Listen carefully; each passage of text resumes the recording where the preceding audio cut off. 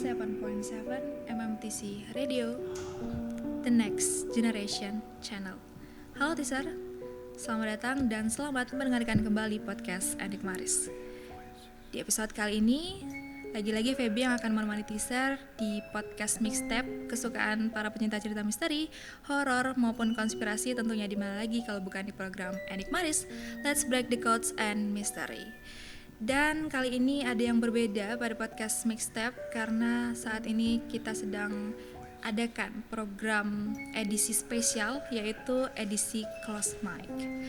Nah, gak cuman edisinya aja yang spesial, teaser. Kali ini ada lagi nih yang lebih spesial dari Enik Maris, karena selama 1 tahun jadi podcaster Enik Maris, Feby selalu yang namanya siaran sendirian. Tapi kali ini edisi yang sangat spesial, Feby juga akan ditemani oleh narasumber spesial tentunya yang sangat berkaitan dengan edisi kali ini. Episode kali ini tuh kita bakal membahas tentang behind MMTC. Nah, kita bakal bahas nih cerita-cerita kejadian-kejadian mistis yang pernah dialami mahasiswa atau bahkan kerabat kerja MMTC atau juga dari kru-kru MMTC Radio sendiri yang mungkin pernah nih mengalami kejadian-kejadian mistis, horor dan apapun itu yang menyeramkan, sesuai banget sama Enik Maris tentunya. Kita bakal kulik dari awal, kita bakal ceritain, dan narasumber kali ini adalah salah satu juga kerabat kerja dari STMM. Kita tunggu setelah ini, jangan kemana-mana, tentunya tetap di Enik Maris.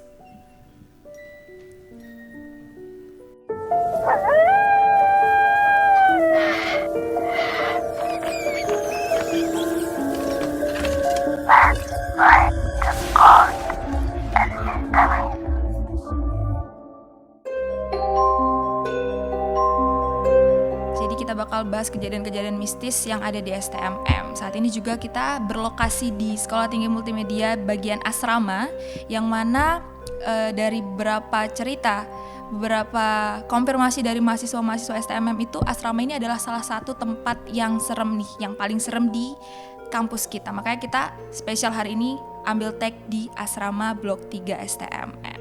Dan mungkin karena kita sudah bertemu sama Pak narasumber yang sudah tadi Feby kenalkan, mungkin aku mau menyapa Bapak dulu. Selamat malam Bapak. Selamat malam. Iya, mungkin bisa perkenalan diri dulu Pak, dari nama dan jabatan Bapak di Sekolah Tinggi Multimedia. Ya, kami atas nama Sugeng Riyadi.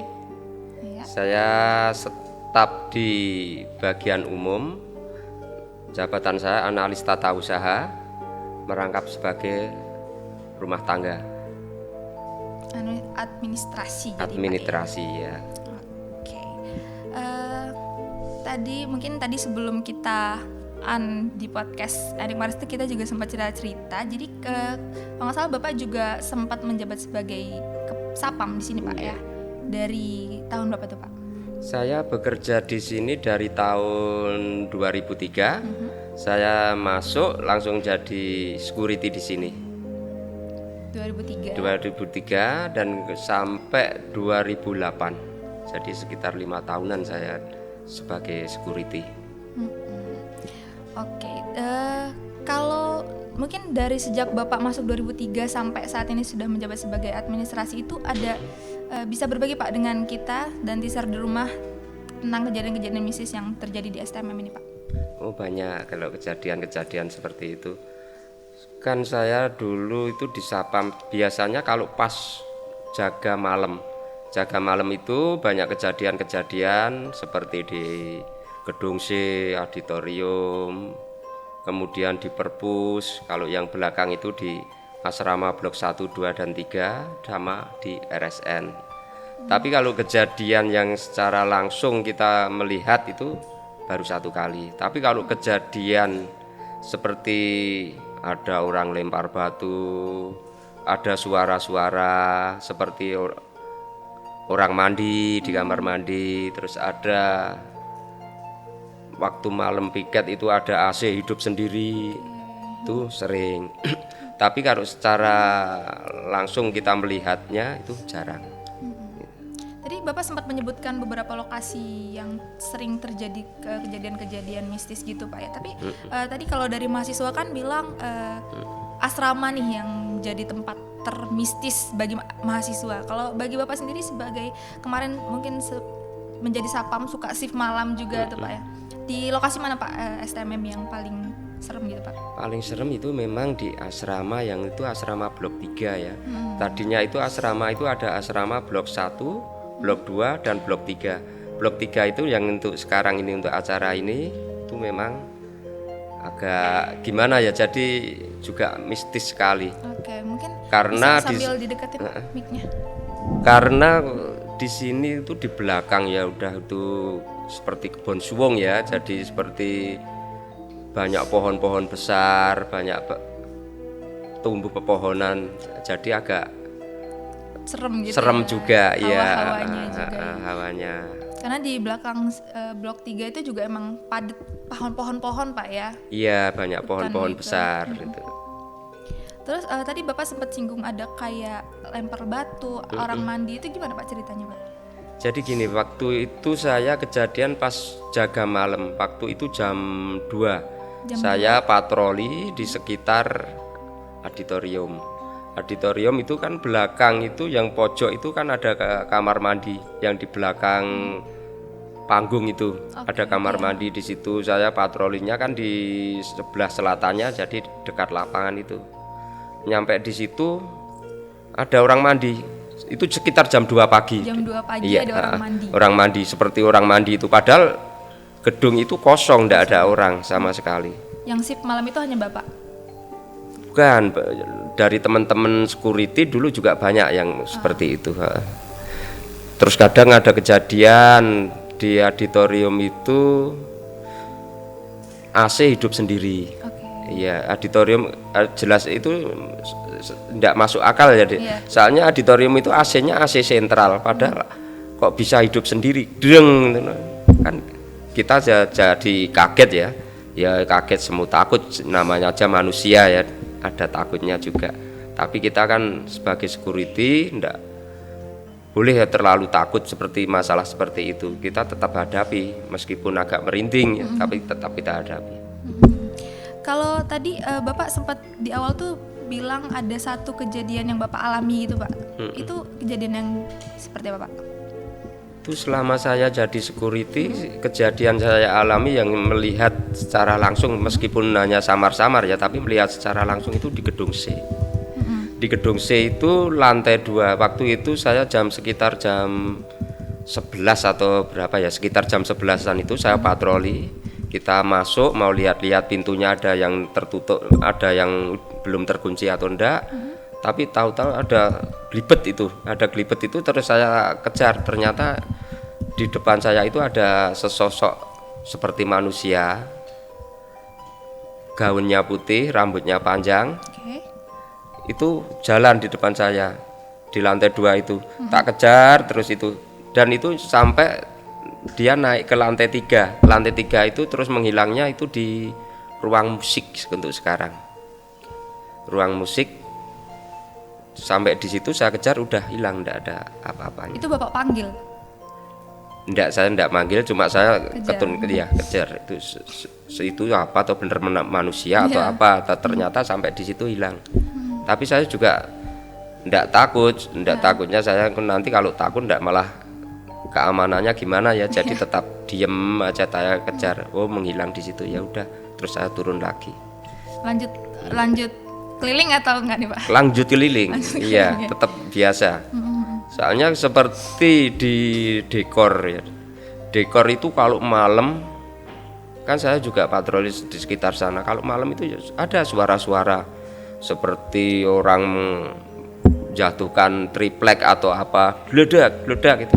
Tapi saya juga tidak takut. Itu udah biasa kalau saya hadapi seperti itu. Itu di dekor Pak? Iya, dekor. Oke. Tapi tadi Bapak sudah ngalamin, tadi ada wanita lah di gedung C, gedung C, ada dekor juga. Tapi selama Bapak di STMM kan masih terus nih sampai sekarang, itu ada kayak rasa trauma gitu nggak Pak lewat situ, atau keinget gitu gimana? Enggak, kalau traumanya itu enggak ya, kalau gitu. seperti itu sebenarnya kan itu kan juga makhluk hidup ya, kita harus saling melindungi ya. Jadi kalau trauma itu enggak. Kalau ada suara-suara seperti apa itu udah biasa kalau di MMTC, Mbak. Itu mungkin hampir semua security itu mengalami. Ya? Kalau malam, piket malam itu seperti apa itu mengalami juga. Oke, itu berarti salah satu kejadian yang paling horor bagi Bapak yang wanita tadi itu, atau ada lagi Pak cerita-cerita horor? Kalau yang paling horor itu sebenarnya kalau itu enggak ya biasa, tapi kalau yang melihat secara langsung itu seperti itu ya Dek. Tapi kalau cuma suara-suara itu mungkin pas piket di pos 3 itu juga banyak, mesti di RSN, RKP, mungkin di asrama blok 3, blok 1, itu banyak suara-suara seperti itu, orang jatuh bluk atau lihat orang melempar batu, itu seperti itu udah biasa. Jadi kita enggak terlalu memikirkan kalau itu masalah itu terus kita takut, itu enggak. Kebanyakan dari Sapam Security itu udah tahu semua kalau masalah itu. Jadi tapi dia itu juga enggak pernah mengganggu. Iya, dia itu seperti itu tapi enggak mengganggu. Terus kita mengganggu, ngangslupi seperti apa? Enggak. Dia cuma membuat seperti isyarat-isyarat kita ngajak main atau apa, saya kurang tahu masalah itu. Kenalan. Iya, tapi seperti itu. Jadi enggak mengganggu. Terus aku dapat informasi juga katanya di WSN 103 itu salah satu tempat yang sering kejadian-kejadian horor gitu Pak. Benar apa ada apa Pak gitu kejadian? Kalau itu ya memang ada kejadian-kejadian ya. Waktu sebelum itu RSN itu penghuninya penuh. Tapi setelah itu ada salah satu pejabat kantor yang ada di MMTC di sini kan tinggalnya di RSN itu meninggal dunia. Meninggal dunianya itu karena jatuh dari atap. Karena bapak itu mau membentulkan genteng, ternyata kepleset dan jatuh sampai ke bawah. Sampai bawah itu udah seperti itu, minta tolong-tolong, kemudian mau dibawa ke rumah sakit, enggak nyampe rumah sakit udah meninggal. Berarti sempat ada kejadian ya, ada orang yang meninggal. Terus habis itu memang agak terus jarang orang nengok di RSN seperti itu, ya itu kejadiannya sampai sekarang kelihatannya mungkin agak angker atau apa, saya kurang. Jadi dihindari ya lokasinya ya. Jadi kosong. Terus selain WSN 103 itu sempat sering nih Pak tersebut nama Markona, itu siapa Pak sebenarnya Pak? Kalau Markona itu gimana ya, jadi kalau seperti itu saya juga pernah dengar seperti itu, tapi gimana ya itu kalau Markona memang itu dibilang ada, pernah banyak yang ngalamin juga, ada yang belum pernah diliatin juga. Tapi kalau saya belum pernah diliatin, tapi katanya teman saya itu yang pernah diliatin seperti itu, seperti sosok wanita. Terus dibuatin namanya gitu. Iya, tapi saya paling enggak paham sekali kalau masalah itu deh. Terus sempat katanya itu kalau ada event-event besar gitu, mungkin waktu masih zaman kedinasan ya, itu tuh suka ada kesurupan gitu Pak. Apa sering atau emang cuman sekali, cuman dibesar-besarkan oleh mahasiswa aja, atau emang sering kejadian Pak? Itu memang sering kejadian itu Mbak. Waktu itu dari MMTC itu enggak ada mahasiswa swadana ya, jadi semua dari kedinasan. Itu yang diambilkan dari instansi-instansi terkait seperti Pemda, TPRI, RRI, itu diklat di sini untuk mengejar D4 sarjana ya. Itu dari situ asrama itu dari blok 1, blok 2, blok 3 itu penuh semua terisi. Itu dari luar, ada yang dari Papua atau NTT juga ada. Jadi dari berbagai macam-macam itu sering terjadi kejadian, ada yang kesurupan itu. Terus ada yang gimana ya, seperti itu. Agak bingung itu kalau masalah itu. Banyak kalau yang kesurupan itu banyak sekali. Dia itu terjadi tiap tahun gitu saat itu atau gimana Pak? Kalau tiap tahun itu enggak, tapi di hari-hari yang mungkin dari hari apa, meskipun 1 bulan sekali mungkin bisa. 1 minggu sekali bisa, tapi jarang. Tapi kerap terjadi semacam itu, misalnya baru main ternyata tahu-tahu kesurupan, atau mungkin dari fisiknya dari orang itu baru lemah, atau memang kesurupan. Kalau kelihatannya memang itu kesurupan itu. Mungkin dari dia gimana ya, tadi terlalu banyak main atau banyak tingkah, tapi tidak tahu kalau di situ itu ada penghuni lain yang tidak kasat mata. Saya kurang tahu, Mbak. Tapi kalau kesurupan memang banyak kalau yang kesurupan. Iya, kalau tadi sempat nyinggung kayak mungkin salah melakukan tindakan-tindakan yang nggak disukai oleh makhluk lain gitu-gitu, yang kayak kata kasar atau segala macamnya. Tapi kan sering dibilang Pak ya, kampus-kampus itu dulunya bekas sesuatu yang horor-horor gitu. Tapi kalau STMM itu dibangun dari awal atau ada bekas bangunan-bangunan juga Pak? Gini ya Mas, saya waktu itu masih kecil tapi udah ingat juga ya dibangun MMTC itu. Jadi dibangun MMTC ini dulunya itu kanan kiri jalan tengah itu masih sawah dan banyak pohon-pohon besar ya. Itu yang terutama yang di bagian depan itu, jadi yang sekarang itu untuk lapangan. Itu kelihatannya kalau dulu dengar-dengar itu memang untuk seperti keratonnya Lelembut. Kalau itu yang di depan di lapangan itu yang dulu ada pohon kelapanya itu ada banyak di situ tadinya, Dek. Tapi yang akhir-akhir ini tinggal satu aja sekarang sudah ditebang. Itu mungkin dari mana datangnya. Tadi sebelum ditebang itu dibego aja ndak kuat. Satu pohon itu, pohon dengan dibego ndak kuat, mungkin dari pihak membegonya angkat tangan, sampai angkat tangan, terus kemudian diusahakan lagi dicarikan paranormal yang lebih bagus atau gimana, ternyata sampai sekarang bisa ditebang. Tapi kalau dulu dengar-dengar kalau itu memang gimana ya, jadi untuk depan itu seperti istana atau apa itu, istana Lelembut. Itu sampai sekarang aja itu yang sampai sekarang ini seperti itu, Dek. Itu kan di lapangan mau dibangun gedung. Di lapangan depan. Lapangan depan itu mau dibangun gedung. Sampai sekarang itu mau nyari air untuk pembangunan itu sudah dibor. Itu tembus, ternyata di sana Nanggrok Batu. Pindah lagi ke sebelah sini. Pindah lagi ke sebelah sini. Itu sampai sekarang belum kelar juga itu. Itu kalau dengarnya Nanggrok Batu itu katanya ya itu, tapi saya enggak tahu yang sebenarnya itu dulunya untuk candi atau apa, saya kurang tahu. Tapi masalah itu saya belum tahu yang sebenarnya.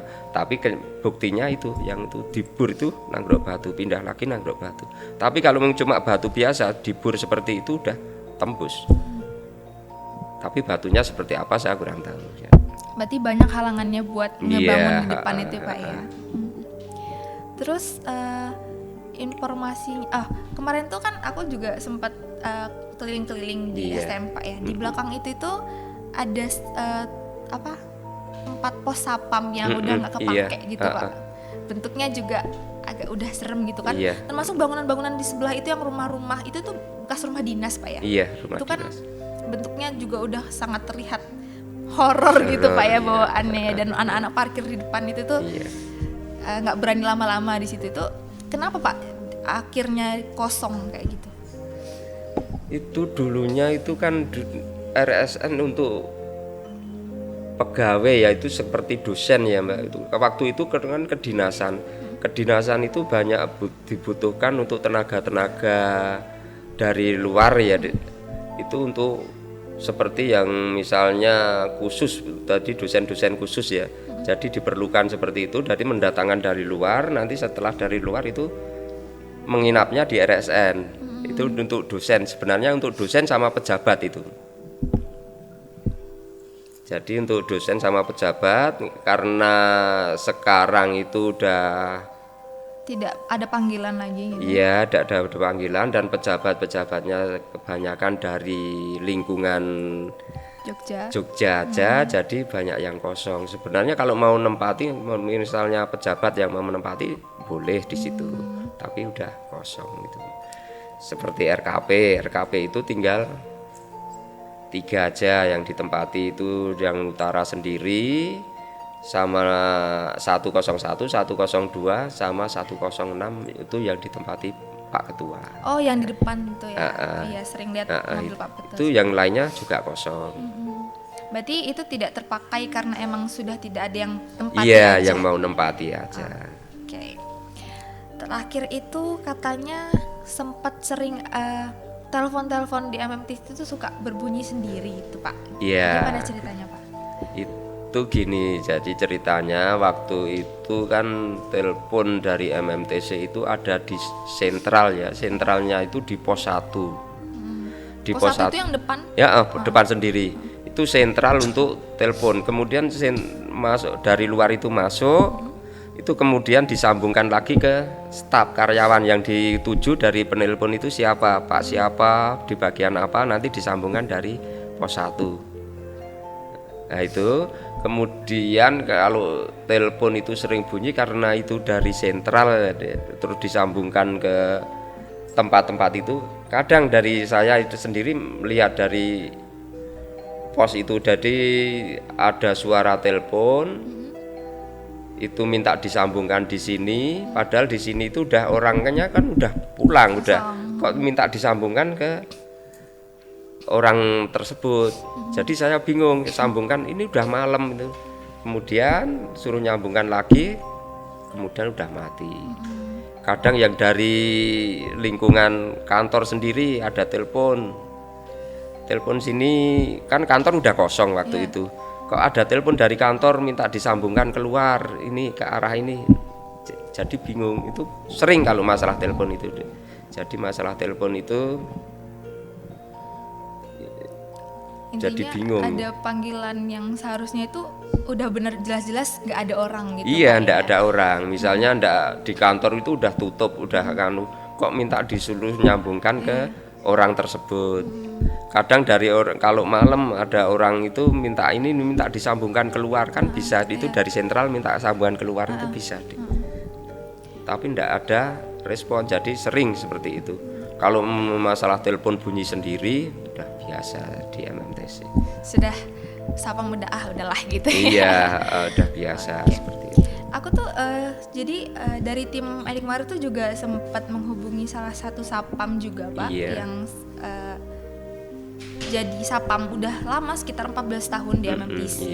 Dan ada juga nih kisah beliau yang berkaitan dengan telepon. Tapi sebelum masuk ke sini mungkin karena ini lilinnya juga sudah mau habis biar ada hawa horornya, jadi kita mau ganti dulu take out keluar Pak ya. Mungkin bisa teman-teman diganti dulu. Oke, karena tadi kita sempat ngebahas tentang yang berbau-bau telepon. Nah ini tuh kita udah dapet salah satu informasi juga dari narasumber yang juga merupakan sapam Pak di Sekolah Tinggi Multimedia. Sekitar katanya sih udah 14 tahunan kerja di sini. Nah beliau itu pernah ngalamin pengalaman mistis di mana dulu waktu tahun pertama dia kerja, jadi dia tuh lagi shift malam di lobi gedung utama. Nah lagi duduk-duduk di ruang VIP. Terus di dalam ruangan itu katanya itu ada lukisan besar. Itu Bapak dulu udah kerja di sini Pak? Sudah. Kalau jadi ada lukisan memang ada lukisan besar, itu lukisan besar itu kelihatan tapi enggak ada apa-apanya. Nggak ada aneh-aneh gitu Pak ya. Tapi lukisannya sekarang taruh mana Pak? Untuk lukisannya udah lama deh, itu mungkin kelelang, itu waktu pelelangan itu. Ada, memang ada lukisan besar. Habis direnov itu mungkin iya juga Pak ya. Ada. Nah katanya itu karena dia lagi duduk-duduk terus karena shift malam juga beliau ketiduran. Terus tiba-tiba pas kebangun itu katanya ada sosok hitam besar yang lewatin tubuh dia. Dia juga semerkannya katanya waktu itu. Terus nembus ke lukisan itu katanya.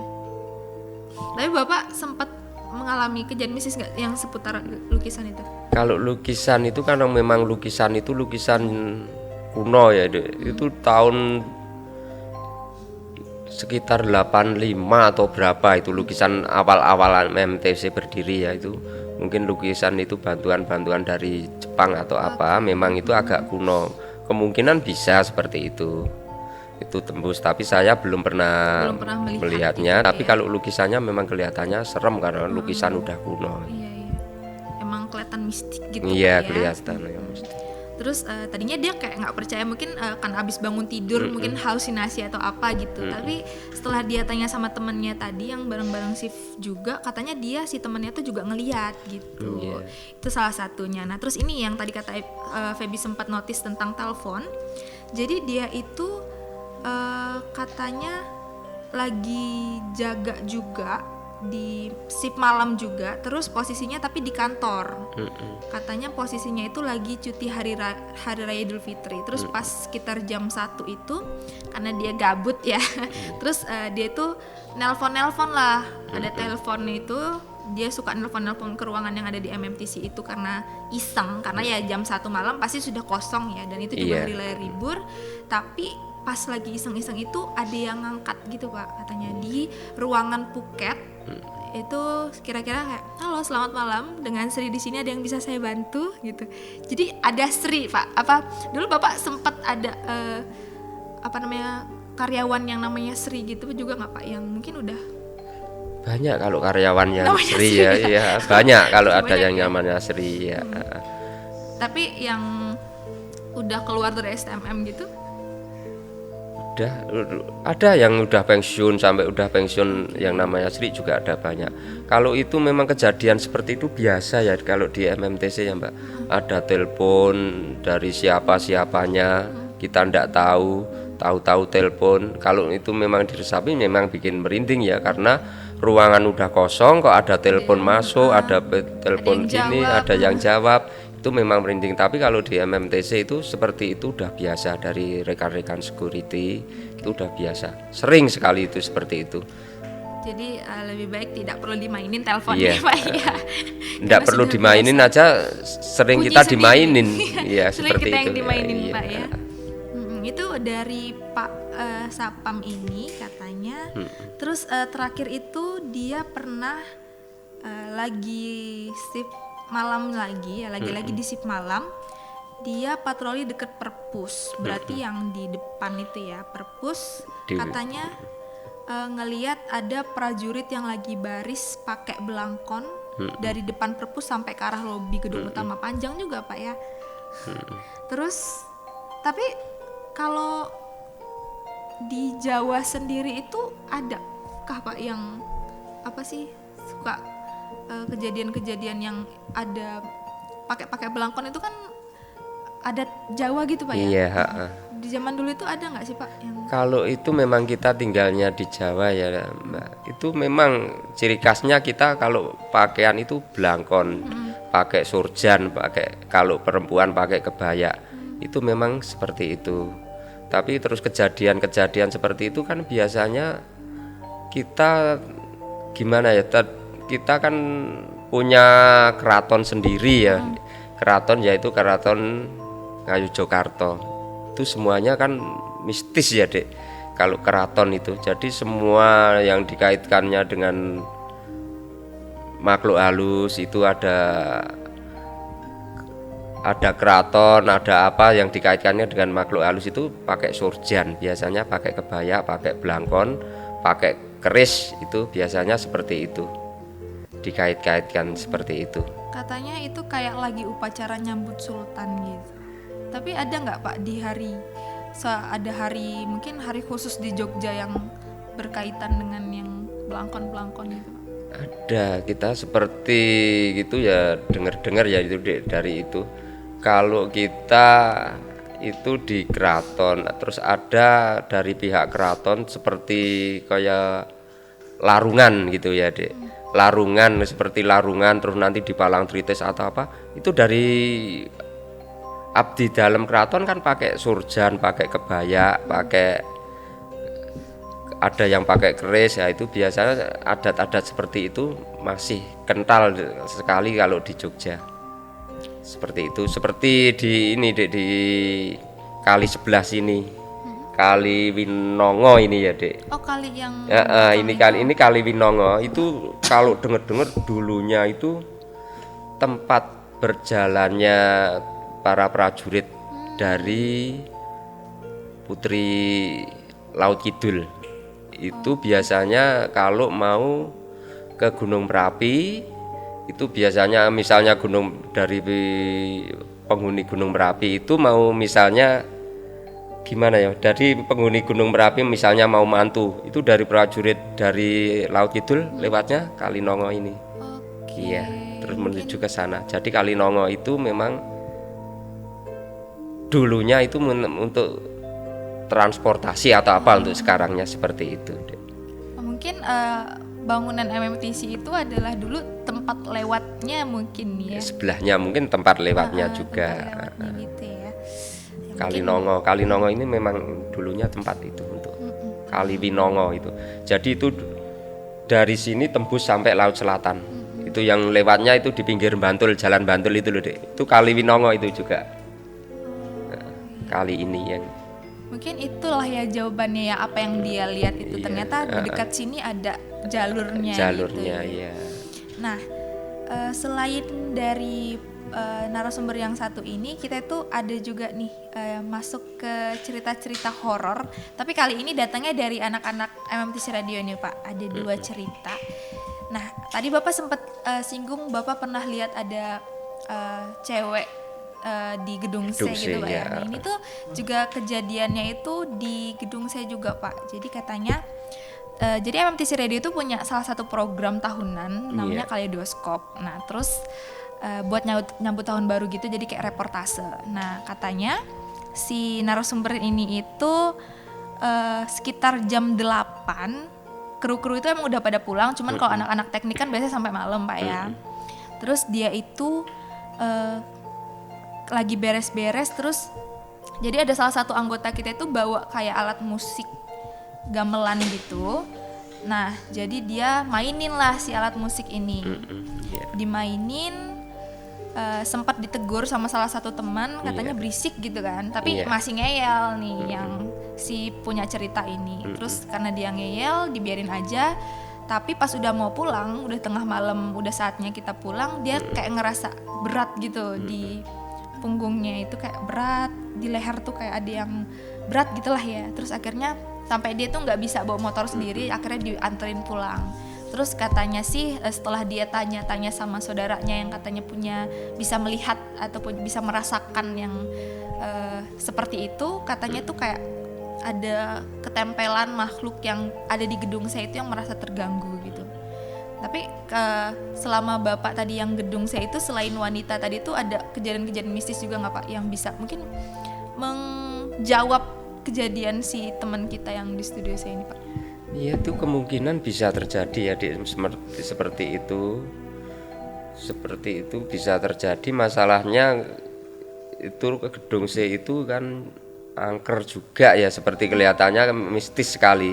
Itu mungkin bisa terjadi karena anak itu terlalu ngeyel, terlalu sombong, percaya diri. Nah, itu bisa menimbulkan kejadian-kejadian yang di luar dugaan kita. Seperti itu. Mungkin terus itu mungkin ngeyel, terus ada yang mungkin dari pihak yang tidak kelihatan mungkin juga kesal, marah juga ya. Seperti itu. Jadi dibuat biar dia juga tahu, biar dia juga jera seperti itu. Mungkin bisa. Soalnya di gedung C itu kan ya seperti itu, riskan kali. Tapi kalau dari yang di MMTC, asalkan kita itu tidak mengganggu ketenangannya, kita santai, tenang, tidak mengganggu, tidak mungkin terjadi seperti itu.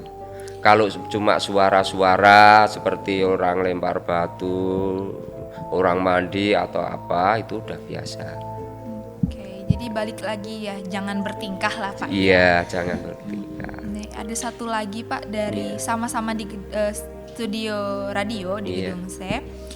Jadi teman kita ini kalau MMTC Radio itu kan siaran tiap hari dari pagi, subuh-subuh itu udah ngambil kunci. Mungkin dulu Bapak juga sempat yang ngasih kunci.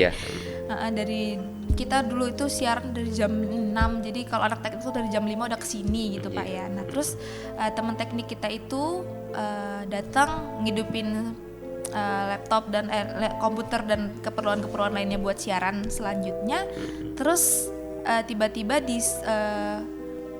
di studio sebelahnya kan ada control room di sebelah studio radio siarannya itu, ada yang kayak ngeliatin dia gitu katanya, ada yang ngawasin gitu. Terus dia cuek lah ya, kayak udahlah gitu kan. Terus nggak lama kemudian ada kayak dia dengar suara ada perempuan bilang "Shh," gitu. Terus karena dia udah takut, dia sendirian waktu itu ngetekniknya, mencoba buat positive thinking, tapi akhirnya ada kayak suara ngetuk kaca. Kan kalau studio control room ke studio siaran itu kan ada kayak kaca bening gitu ya, Pak ya. Ada. Nah, terus ada kayak suara ketukan di situ. Akhirnya karena kosong, tapi ada suara ketukan, akhirnya dia keluar nunggu teman yang mau siaran. Nah itu tadi Bapak kayaknya sempat singgung kalau ada kayak bunyi-bunyi lempar batu atau apa itu, tapi emang sering terjadi Pak suara-suara ketukan gitu Pak? Kaca. Iya, kalau seperti itu sering sekali deh terjadi ketukan atau gimana ya, itu mau ngajak main atau apa saya kurang tahu ya, tapi sering ada ketukan, ada lempar batu, ada orang mandi. Memang itu gedung C itu seperti itu keadaannya.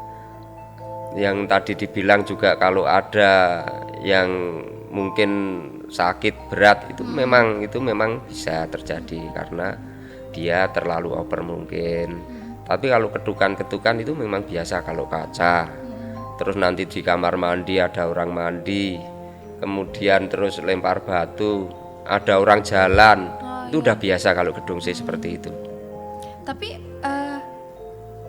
proses bangun kampus itu kan pasti satu gitu Pak ya. Lobby pun tadi dari dulu, dari lobby yang terakhir terus dibangun, makanya tadi lukisannya juga udah sempat hilang. Berarti kan ada proses pembangunan juga Pak ya. Tapi kalau gedung C itu emang udah lama dari awal kita atau baru juga Pak sebenarnya? Itu sebenarnya udah diperbarui, tapi kalau bentuknya masih seperti itu juga. Kalau kemarin itu diperbaiki, cuma diperbaiki naik ke atas gitu ya? Enggak, cuma tiangnya aja. Jadi diperkuat. Kalau bangunannya masih tetap seperti itu, memang karena dulu bangunannya mungkin kurang layak atau gimana, ada yang ambles, kemudian bengkak, kemudian terus dari teknik UGM itu diperbarui tiangnya. Tapi kalau bangunannya tetap seperti itu. Oh, dari dulu emang udah lantai dua, Pak? Bentuknya seperti itu juga. Tidak ada yang dirubah, jadi itu memang bangunan tua lama juga ya. Ya itulah ya, namanya bangunan lama ya. Tapi intinya dari dua cerita ini ya, kita bertingkahnya ya jangan yang aneh-aneh ya. Jaga si tingkah aja, karena bangunan lama juga sering kejadian. Nah, selain dari tadi ada Pak Sapam yang cerita tentang dia ada yang nembus lukisan sampai telepon dan teman-teman radio itu, dari tim Enigmaris tuh juga udah ngumpulin nih Pak beberapa cerita, tapi kali ini dari mahasiswa umum. Nah ini aku bacain dari anonim. Jadi ceritanya itu baru-baru ini tuh dia lagi abis syuting katanya. Jadi kemarin pas aku lagi ada kegiatan syuting di gedung UKM yang mepet lapangan basket, berarti yang pinggir ya. Sekitar jam 11 malam itu aku kebelet buang air kecil dan kebetulan lagi haid, jadi mau sekalian ganti. Jadi aku pergilah nih ke toilet gedung UKM satunya lewat jembatan penghubung gedung. Oh ya, ada jembatan yang kecil itu ya, penghubung lantai 2. Terus setelah aku habis dari toilet, aku nyari tong sampah nih buat buang pembalut, karena menurut aku nggak etis aja kalau buangnya di trash bag. So aku turun lewat tangga yang di samping depan ini ya, depan keran itu ya. Cuman nggak tahu kenapa aku ngerasa kayak ada yang ngeliatin. Setelah sampai bawah, pas depan tempat wudhu itu kan gelap banget. Dengan penerangan seadanya, aku masih nyari kotak sampah. Suasana yang gelap banget karena emang udah tengah malam aja buat aku merinding. Ditambah tiba-tiba kayak ada suara langkah kaki gitu yang ngedeketin aku. Oh, tadi Bapak juga sempat bilang ya, kayak kalau tiba-tiba ada suara langkah kaki itu udah biasa gitu Pak ya. Iya. Padahal saat itu cuman ada kru syuting aja di situ dan mereka semua lagi di lantai 2 gedung UKM. Jadilah saat nemu tempat sampah, akhirnya aku langsung buru-buru naik ke atas dan sampai scene terakhir aku masih ngerasa ada yang ngeliatin kita di arah gedung asrama. yang tempatnya pas di depan kita syuting. Tapi emang kebetulan aku juga syuting genre horor, jadi kayak kejadian horor waktu syuting film horor. Iya.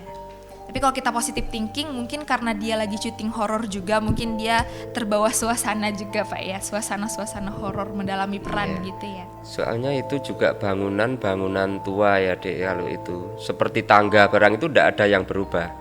Itu mungkin bisa terjadi Dek, itu kan bangunan tua. Seperti tangga itu dari awal dari kan itu udah seperti itu, tangga tidak dirubah, cuma untuk jalur jembatannya itu yang baru.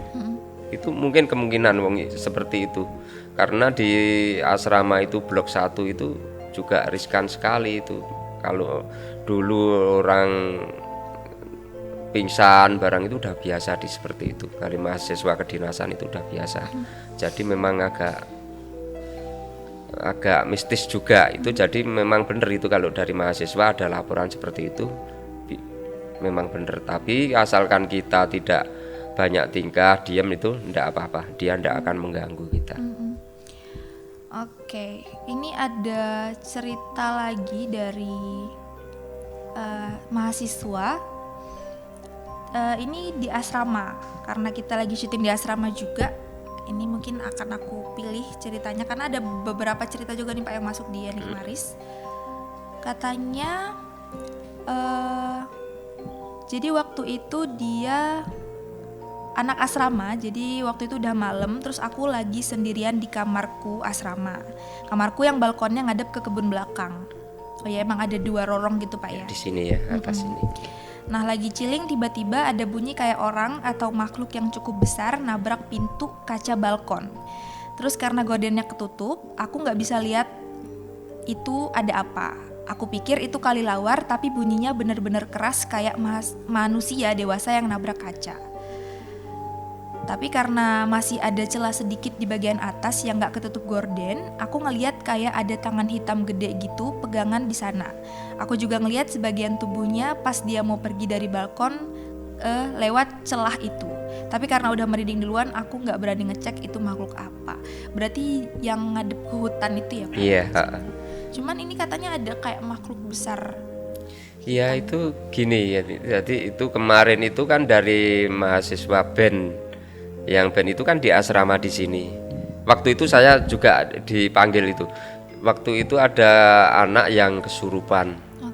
Kesurupan, kemudian kami disuruh manggil untuk seperti paranormal atau dukun ya. Itu saya carikan di sebelah di kampung saya. Saya carikan di sana, itu memang disembuhkan. Disembuhkan itu makhluk itu katanya dari paranormal itu keluar itu melalui jendela itu keluar ke pohon samping ini. Jadi pohon apa itu sukun, kan ada pohon sukun besar ya, itu menghilangnya di situ. Memang ada itu makhluk seperti itu. Itu waktu itu saya yang nyarikan untuk paranormalnya. Itu mahasiswa BEN yang kesurupan seperti itu. Ada. Ini masih di asrama lagi Pak. Kalau tadi ngelihat ada makhluk hitam besar, ini dia kayak ngedengar ada suara-suara gitu. Jadi katanya waktu itu aku sempat tinggal di asrama. Nah sekitar jam 1-an aku ngedengar suara kayak orang lagi lari-larian. Awalnya aku kira suara itu dari arah lorong asrama. Tapi pas aku coba cek, ternyata di lorong itu sepi, gak ada orang. Terus selang beberapa menit tiba-tiba suara lari-larinya jadi pindah di sebelah kamarku. Ketika aku ketok kamar sebelahku, tapi ternyata temanku itu nggak dengar katanya. Terus dia mencoba kayak yaudahlah biarin aja gitu kan. Terus tapi nggak lama katanya dia ngedenger lagi nih ada suara orang nangis di arah balkon kamarku. Nah lagi-lagi pas aku cek nggak ada siapa-siapa di sana, dan aku coba cek kamar sebelahku yang satunya lagi, katanya orang-orangnya itu udah pada tidur karena itu di jam 2-an gitu. Nah tadi kalau misalnya ada penampakan, ini kayak ada suara-suara lari-lari, ada suara orang nangis gitu Pak. Selama Bapak shift malam di sini di asrama Gedung 3 ada kejadian-kejadian kayak gitu juga nggak Pak? Iya, kalau masalah seperti suara-suara itu sering maka yang saya sebutkan tadi di awal, yaitu kalau di MMTC kalau masalah seperti suara orang nangis atau apa itu udah biasa. Di MMTC seperti itu. Jadi kalau kita takut, kita ya malah trauma sendiri. Karena di MMTC sering orang jalan, orang apa itu sering, apalagi di asrama blok 3 seperti ini ya. Karena di blok 3 itu karena terlalu mepet dengan pohon-pohon besar, satu, yang kedua itu di pinggir sungai juga. Itu mungkin sekitar 400 meter, 300 meter udah nyampe sungai. Di belakang itu. Iya, sungai itu juga Sungai Kaliwinongo itu yang agak. Oh, yang tadi Bapak cerita. Iya, itu sungainya itu. Nah, ini terakhir sama dari asrama juga yang aku pilih karena kita lagi di asrama. Katanya waktu itu malam pindahan pertama aku ke asrama, tapi karena capek banget aku langsung tidur. Tapi tiba-tiba aku ngedengar suara kenceng banget, kayak ada yang ngelempar batu dari luar balkon ke jendela. Posisi aku kebangun jam 2-an pas itu. Suara lemparan batu itu nggak cuman sekali, tapi berkali-kali sampai akhirnya annoying banget dan buat aku makin takut. Akhirnya aku nggak ngeladenin dan berusaha nggak mikirin itu. Tapi karena udah kebangun, aku main HP sambil nunggu ngantuk lagi. Nah, dari lemparan batu tadi, aku pikir udah selesai nih hal anehnya. Tapi ternyata berlanjut ketika tiba-tiba TV kamarku nyala dengan kondisi semut-semut. Dari semut-semut terus redup gelap, lanjut semut-semut terus redup-redup lagi. Jadi kayak belang-belang gitu dia. Padahal aku selalu tidur dalam kondisi gelap. Dan itu benar-benar ganggu mata banget. Sampai akhirnya dari rasa takut aku jadi rasa kesel karena keganggu. Terus karena aku nyariin remote gak ketemu, akhirnya aku beraniin diri buat ke TV dan matiin TV-nya secara manual. Tapi sebelum sampai aku di TV, tiba-tiba TV-nya udah kembali normal dan gak semut lagi. Saat itu aku pikir, aku gak pikir panjang, aku langsung cepet-cepet tidur. Dan setelah hari itu aku coba cek balkon, di sana sama sekali gak ada batu atau apapun yang sekiranya abis dilempar orang ke jendelaku. Jadi intinya dia itu ada suara kayak lemparan batu tapi nggak ada batunya gitu Pak. Sama TV yang tiba-tiba hidup sendiri. Gimana tuh Pak? Ya itu mungkin dari penghuninya sini, dari makhluknya ngajak main itu. Ya. Kan anggota baru ya. Iya, jadi ngajak main karena udah malam kok sendirian, mungkin diajak main seperti itu. Tapi udah asalkan kita ndak takut, itu ndak apa-apa, biasa. Ya begini saat itu. Dia coba udahlah main HP aja kan berhenti suaranya ya. Itu termasuk bagus itu mentalnya dari anak tersebut karena tidak takut, tidak trauma, tidak jadi tetap tenang, jadi bagus itu juga. Adalah kata hantunya nggak asik nih pergi dia akhirnya ya. Nah itu tadi cerita terakhir ya yang aku pilih yang dari asrama-asrama aja. Tapi emang ada juga nih Pak beberapa itu masuk, ada yang katanya di SC lama itu yang gudang, terus dari auditorium itu juga ada katanya ada sosok perempuan dress putih itu loh Pak katanya. Ada 2 apa 3 cerita yang tentang sama-sama perempuan dress putih. Terus katanya di gedung saya itu katanya tuh WC-nya itu gagangnya tuh kebuka sendiri waktu dia mau masuk. Terus ada yang di gedung UKM tuh ada banyak Pak ternyata di lokasi yang berbeda-beda gitu ya. Tapi mungkin closing dari Bapak Pak tentang kejadian-kejadian yang terjadi nih yang mistis-mistis dialami oleh mahasiswa ini, dan Bapak juga sering sekali mengalaminya waktu masih sapam apalagi yang sip malam itu, ada closing mungkin Pak buat teman-teman mahasiswa di STM? Ya kalau masalah seperti itu memang udah biasa, yang perlu kami sampai tadi saya sampaikan. Kalau kejadian-kejadian seperti itu udah biasa dari MMTC itu, karena dari MMTC itu juga bangunan tua, kecuali itu kelihatannya kita milih tempat mungkin di areal-areal yang sangat mistis, tapi kita tetap tenang, tidak grogi, tidak bingung, itu kita tidak mungkin diganggu masalah-masalah seperti itu. Dan jangan melakukan hal yang aneh-aneh. Iya, jangan melakukan hal-hal yang aneh-aneh. Kalau melakukan yang aneh-aneh seperti itu tadi, seperti Posma itu mahasiswa baru banyak yang kesurupan, banyak yang gimana ya, nangis sendiri, tidak ada apa-apa nangis, itu seperti itu. Tapi kalau kita tidak melakukan hal-hal yang aneh-aneh, mungkin kan tidak akan mengganggu.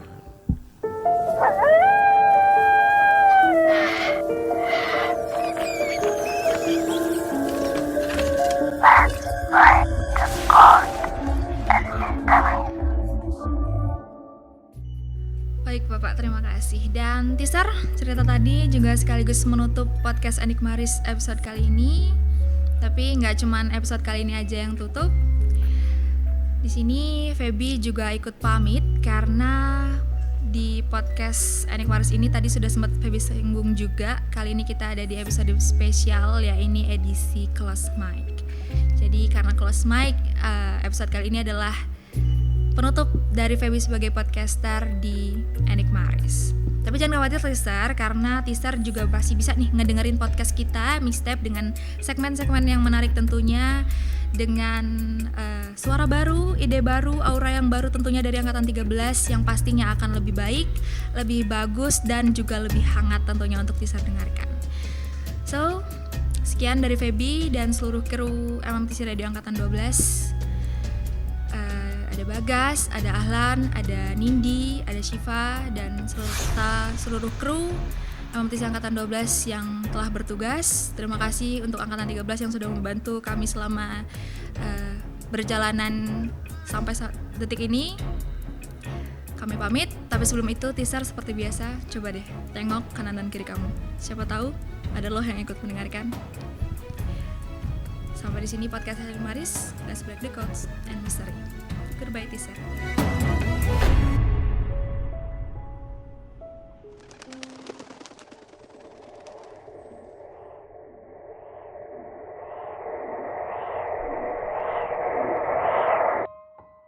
Hai, selamat datang di Enigmaris dan selamat mendengarkan berbagai macam kisah horor, misteri, ataupun konspirasi.